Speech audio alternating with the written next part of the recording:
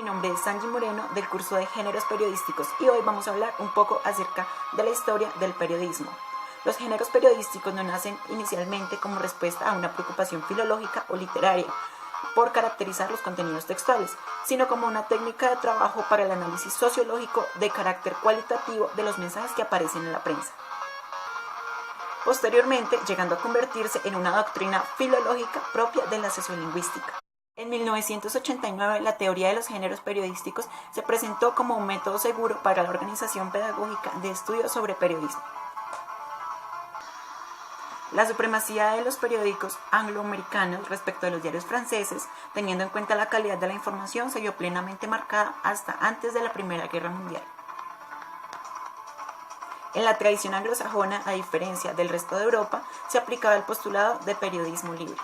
En muchas escuelas de enseñanza periodística de Estados Unidos se señalaban los géneros history y comment, es decir, el relato de hechos y posición de ideas. Hablamos ahora de las formas de transmitir los mensajes y su importancia, sin dejar de apuntar que la importancia de las formas de comunicación radica en lograr una comunicación eficaz.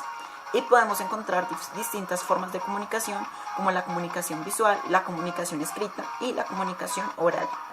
Resumiendo un poco por qué son importantes estas formas de comunicación, vamos a partir del punto de que la comunicación visual y la comunicación oral son tipos de comunicación bastante relacionados con las maneras de expresarse de la persona, de expresión y sentimientos, es decir, que no son plenamente controlables en todo momento, mientras que la comunicación escrita sí lo permite, porque se plantea de una manera más predictiva y con mayor planificación.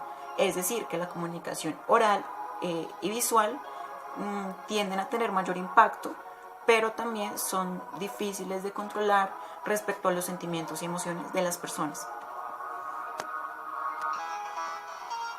Y a propósito de contar, narrar y expresar, hablemos un poco de la narrativa, el género que relata, cuenta historias, situaciones y acontecimientos.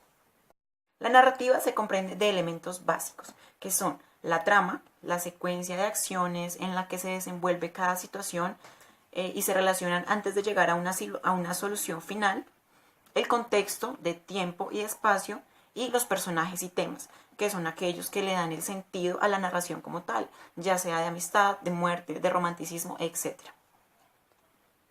Además, en la narrativa podemos diferenciar diferentes formatos de cuento, relato, crónica, leyenda, epopeya, novela, y cada uno con sus particularidades, características por sus temas, contenidos, cantidad de ficción, manera de contar respecto al orden de tiempo, intención, estilo de la escritura, extensión y composición, entre otras.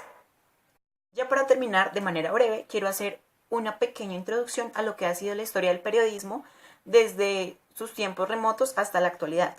Entre tanto, vamos a recalcar que el proceso del periodismo se dio desde las antiguas civilizaciones. Hemos sido comunicadores desde las civilizaciones persas y egipcias. Ellos dieron el primer paso con sus modos orales de informar las noticias. Continuando con la invención de los papiros, los pergaminos, la información empezó a ser archivable.